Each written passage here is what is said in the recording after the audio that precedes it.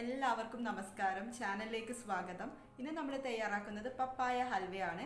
നമ്മുടെ ചാനലിൽ പഴുത്ത പപ്പായ വെച്ചിട്ട് ഹൽവ റെസിപ്പി മുന്നേ അപ്ലോഡ് ചെയ്തിട്ടുണ്ട്. ഇത് പച്ച പപ്പായ വെച്ചിട്ടുള്ള ഹൽവയാണ്. അപ്പോൾ വീഡിയോ സ്കിപ്പ് ചെയ്യാതെ മുഴുവനായി കാണുക. ഇഷ്ടപ്പെടുകയാണെങ്കിൽ ലൈക്ക് ചെയ്യാനും ഷെയർ ചെയ്യാനും പിന്നെ ഈ ചാനൽ സബ്സ്ക്രൈബ് ചെയ്യാനും മറക്കരുത്. നമുക്ക് വീഡിയോയിലേക്ക് കടക്കാം.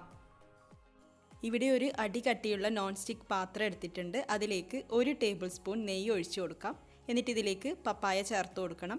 ഒരു വലിയ പപ്പായ ഗ്രേറ്റ് ചെയ്തതാണ്. പച്ച പപ്പായ ചേർത്ത് കൊടുക്കാം.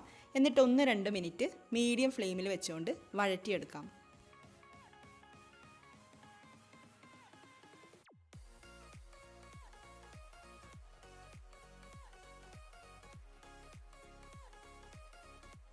ഒന്ന് 2 മിനിറ്റിന് ശേഷം ഇതിലേക്ക് പഞ്ചസാര ചേർത്ത് കൊടുക്കാം. ഞാനിവിടെ പഞ്ചസാര 1 കപ്പിൽ കൂടുതൽ എടുത്തിട്ടുണ്ട്. 1 കപ്പും 3 ടേബിൾ സ്പൂണൊക്കെ എടുത്തിട്ടുണ്ട്.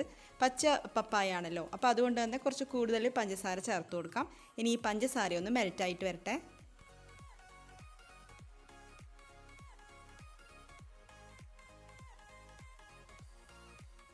പഞ്ചസാര ഇവിടെ മെൽറ്റായി വന്നിട്ടുണ്ട്. പപ്പായ നമുക്ക് ഈ പഞ്ചസാര പാനിയിൽ നന്നായിട്ടൊന്ന് വഴറ്റിയെടുക്കണം. ഇതൊന്ന് നന്നായിട്ട് തിളപ്പിച്ചെടുക്കുകയും വേണം, വറ്റിച്ചെടുക്കുകയും വേണം. അപ്പോൾ നമുക്ക് മീഡിയം ഫ്ലെയിമിൽ തന്നെ വഴറ്റിയെടുക്കാം.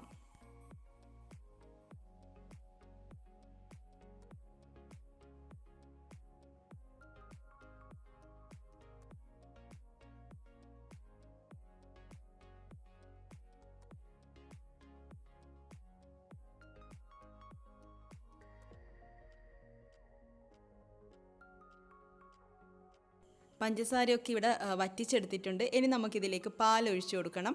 ഞാനിവിടെ 1 കപ്പ് പാലാണ് എടുത്തിട്ടുള്ളത്. അതിലേക്ക് 3-4 ടേബിൾ സ്പൂൺ കോൺഫ്ലോർ കൂടെ ചേർത്തിട്ട് നന്നായിട്ട് മിക്സ് ചെയ്ത് വെച്ചതാണ്. അത് നമുക്കിനി ഇതിലേക്ക് ഒഴിച്ചു കൊടുക്കാം.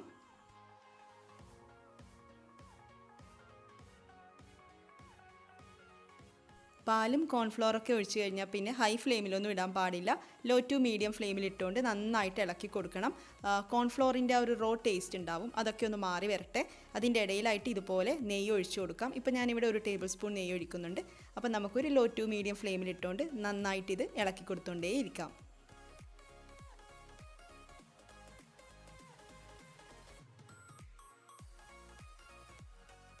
ഇപ്പോൾ കോൺഫ്ലോറിൻ്റെ റോ ടേസ്റ്റൊക്കെ മാറിയിട്ടുണ്ട്. അപ്പോൾ നമുക്ക് പപ്പായ വെന്ത് വരുന്നത് വരെ ഇളക്കി കൊടുത്തുകൊണ്ടേ ഇരിക്കണം. ഇതിപ്പോൾ പച്ച പപ്പായ ആയതുകൊണ്ട് തന്നെ ഹൽവ റെഡിയായി കിട്ടാൻ വേണ്ടി കുറച്ച് കൂടുതൽ ടൈം എടുക്കും. പഴുത്ത പപ്പായ പോലെയല്ല, പച്ച പപ്പായ ആകുമ്പോൾ പപ്പായ വെന്ത് കിട്ടാനും വേണ്ടിയിട്ട് കുറച്ച് സമയം എടുക്കും.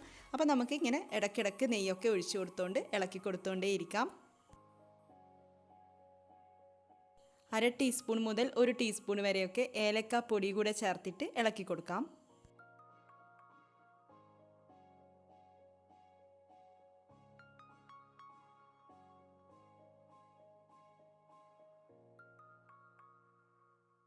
ഇതിലേക്ക് ഇനി നട്ട്സ് ചേർത്ത് കൊടുക്കാം. അപ്പോൾ കാഷ്നട്ടോ ബദാമോ ഏത് വേണമെങ്കിലും ചേർത്ത് കൊടുക്കാം കേട്ടോ. ഞാനിവിടെ 2 ടേബിൾ സ്പൂൺ കാഷ്നട്ട് ഒന്ന് നുറുക്കിയിട്ടാണ് ചേർത്ത് കൊടുക്കുന്നത്. പിന്നെ പപ്പായ ഹൽവ തയ്യാറാക്കാൻ വേണ്ടിയിട്ട് പഴുത്ത പപ്പായ തന്നെ വേണമെന്ന് ഒരു നിർബന്ധവുമില്ല. ഇത് നല്ല ടേസ്റ്റി ആയിട്ടുള്ളൊരു ഹൽവയാണ്. അപ്പോൾ വീട്ടിൽ പച്ച പപ്പായൊക്കെ ഉണ്ടെങ്കിൽ അല്ലെങ്കിൽ എവിടെന്നെങ്കിലും കിട്ടിയാൽ ഹൽവ ഉണ്ടാക്കാൻ വേണ്ടിയിട്ട് പഴുപ്പിക്കാൻ വേണ്ടിയിട്ടൊന്നും നിൽക്കണ്ട. ഇതേപോലെ ഇതേ രീതിയിൽ നല്ല ടേസ്റ്റി ആയിട്ടുള്ള പച്ച പപ്പായ വെച്ചിട്ടുള്ള ഹൽവ തയ്യാറാക്കാം. പെട്ടെന്ന് കഴിച്ചു നോക്കുമ്പോൾ മനസ്സിലാവുകയും ചെയ്യില്ല പച്ച പപ്പായ വെച്ചിട്ടുള്ള ഹൽവയാണെന്ന്. നല്ല ടേസ്റ്റിയാണ്. പിന്നെ ഞാനിതിലേക്ക് ആർട്ടിഫിഷ്യൽ കളേഴ്സ് ഒന്നും തന്നെ ചേർക്കുന്നില്ല. അപ്പോൾ നിങ്ങളുടെ കയ്യിൽ ഉണ്ടെങ്കിൽ നിങ്ങൾക്ക് താല്പര്യമാണെങ്കിൽ ചേർത്ത് കൊടുക്കാം. പിസ്ത കളറൊക്കെ ചേർത്ത് കൊടുക്കാം. കാണാൻ വേണ്ടിയിട്ട് നല്ല ഭംഗിയായിരിക്കും, അത്രമാത്രം. മധുരം ഒന്ന് ബാലൻസ് ചെയ്യാൻ വേണ്ടിയിട്ട് 1-2 നുള്ളു ഉപ്പ് കൂടെ ചേർത്ത് കൊടുക്കാം.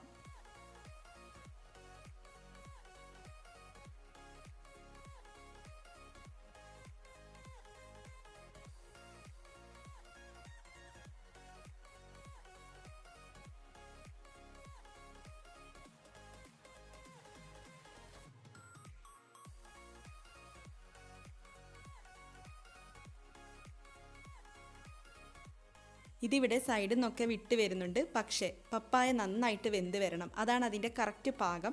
ഇടയ്ക്കൊക്കെ ഒന്ന് ടേസ്റ്റ് ചെയ്ത് നോക്കാം, അപ്പോൾ മനസ്സിലാവും. പപ്പായ നല്ല സോഫ്റ്റ് ആയിട്ടിരിക്കണം. അപ്പോൾ അതുവരെ നന്നായിട്ട് ഇളക്കി കൊടുത്തുകൊണ്ടേ ഇരിക്കണം.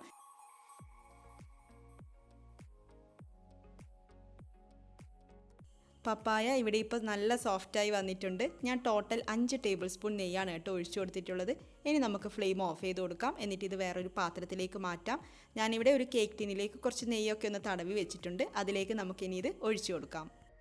ഇത് വളരെ സോഫ്റ്റ് ആയിട്ടുള്ളൊരു ഹൽവയാണ്. അപ്പം ഇതുപോലെ ഷേപ്പ് ചെയ്തെടുക്കുന്നില്ലെങ്കിൽ ക്യാരറ്റ് ഹൽവയൊക്കെ കഴിക്കുന്ന പോലെ ഒരു ബൗളിലേക്ക് സെർവ് ചെയ്തിട്ട് അങ്ങനെ വേണമെങ്കിലും കഴിക്കാം. ഹൽവയുടെ ചൂട് കംപ്ലീറ്റ് മാറിയതിന് ശേഷം നമുക്ക് കട്ട് ചെയ്യാം.